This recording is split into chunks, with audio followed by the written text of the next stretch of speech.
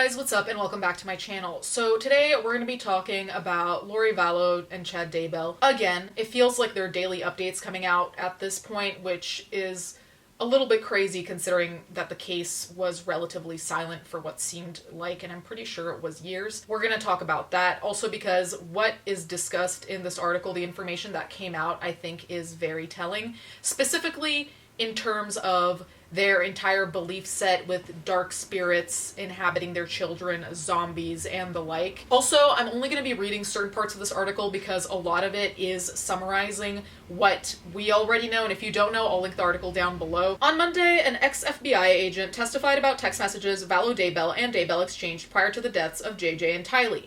Some of the text referenced a purported rating scale that Lori Vallow Daybell and Chad Daybell allegedly used, which supposedly indicated whether a person had been inhabited by dark spirits or were zombies. "Need you to check JJ," Vallow Daybell wrote Chad Daybell on July 23, 2019. "Weird stuff happened in the middle of the night. It's like they distracted us with Blake." She added, "When you get home, check Tylee. She's being super sweet and helpful, and she cleaned her room. See if she got switched. Totally not her." What I'm about to say is not making fun of mental illness or belittling mental illness or people with mental illnesses. To me, this seems like some kind of mental illness, though.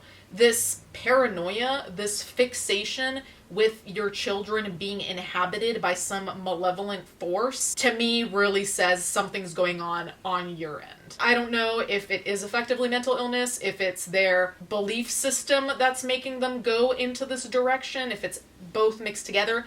I don't know, but the wildest thing to me about all of this, even in just like this text message exchange, why do you feel so outside of what's happening with your children? In the sense of, I don't see the full conversation. I don't have the full context of these conversations, obviously. But based on what we have here, to me, it's like, why are you so sure you're not part of the problem? Like, that is the question that comes up for me. The responsible, smart, loving parents I know, if their kids are having problems, a lot of the times, they're going to ask themselves, how do I contribute to this? Do I contribute to this?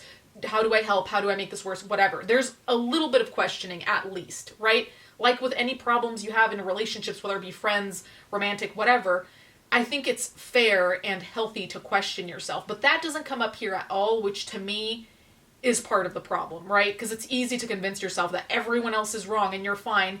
And the more you get into that mindset of everyone else is wrong and you're fine, the more dangerous it becomes, because at that point it's delusional, because you're bound to be wrong. You're bound to do something that's totally not you, and it doesn't mean you've switched or that a dark entity has possessed your body. That being said, it's also like, these kids can't fucking win either, because Tylee was being super sweet and helpful and cleaned her room, and that was totally not her, allegedly. And it's like, your kid's putting in an effort to do positive things, and you still have a problem. You know what I mean? So it's like, what were these kids supposed to do? Because JJ, who wakes up in the middle of the night, which is not strange for kids or even for adults, to be honest, especially if there's things going on at home, whatever's going on in your life, not strange. Again, it's like, how do you think this has nothing to do with you at all? Like, do you not think maybe the home life might be affecting your kid, or their school life, or like just things that aren't just them being inhabited by a spirit, like actual problems? But again, it seems like they can't win regardless. Like, you're being too sweet, you were switched. You wake up in the middle of the night because maybe you had a nightmare,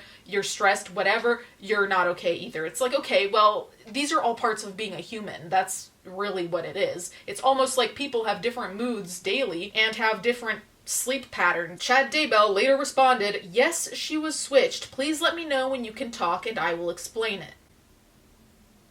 Vallow Daybell kept her head down and took notes in the courtroom while prosecutors played a series of messages between the couple. Chad Daybell later referred to JJ as a 2 on the rating scale. According to the couple's bizarre conspiracy-rooted beliefs, the closer someone got 0, the closer they were to death, FBI agent Douglas Hart testified.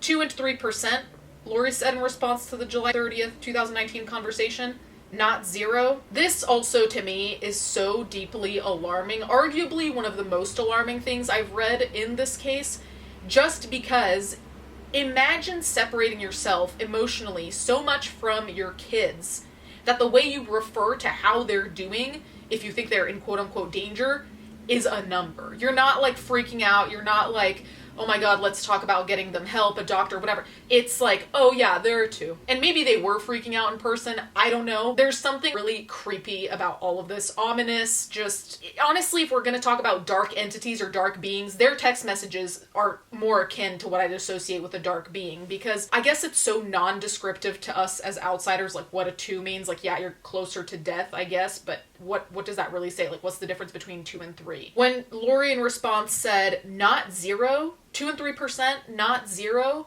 it's like, did you want it to be 0? Or are you hoping it's not 0?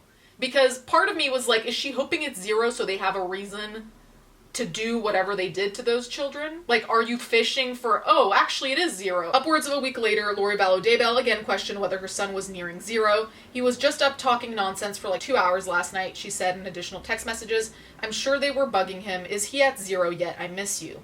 Yes, he's at 0, Chad replied, according to the East Idaho News. He probably was partly through the veil, talking to people both light and dark. Lori Vallow Daybell later referenced a perfectly orchestrated plan to take the children. Genuinely, this is horror movie shit to me, and I don't say that with any humor whatsoever, to be clear. This actually is terrifying to me. The fact that you're talking about your children with your significant other in this numerical context, which, again, I can't underline how creepy and clinical that is, but this kind of almost inching towards being like, okay, yeah, it's definitely 0 now. Yeah, it's definitely 0. And it's like, okay, is it 0 or is it you wanting it to be 0? And also, if it is 0, your plan, if it's what I think it is, if you did what I think you did, still is not justified. But it feels like they were fishing for the justification to do the thing, you know, like, is it so bad we need to take this drastic action? Is it? And it's like, why are you so hell-bent on it being so? If you were a loving parent, which obviously these two were not, you would dread the question of, is it close to 0? Is it that bad? You would absolutely be terrified, anxious, maybe even angry at the concept of your kid being so far gone according to yourself. But here it's like a countdown. So I'm very confused, and obviously I can't interpret tone, so these are just how I'm reading it based on everything we know so far. Do you think there is a perfectly orchestrated plan to take the children, she asked her husband, and we just have to wait for it to be carried out? I feel lost, like I should be doing something to help.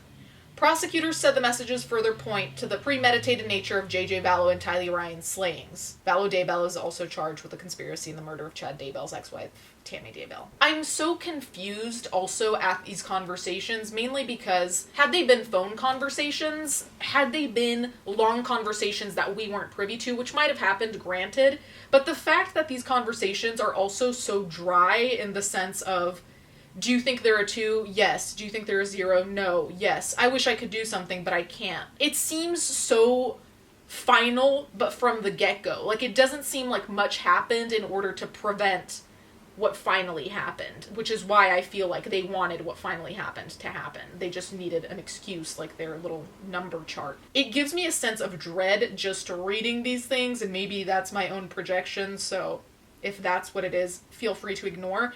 But there's something so alarming about people who are so deeply entrenched in an alternate reality that they believe that what they're saying genuinely makes sense, and I don't know. I'm at a loss for words, to be honest. Anyway, you guys can let me know what you think in the comments down below. Do you also read these conversations the same way I do? If you have a different interpretation, also let me know, because I feel a little bit crazy reading these just because, like I said, they're so simplistic while saying absolutely horrific things. Anyway, thank you guys so much for watching. Thank you to my patrons as always, and I'll catch you guys next time.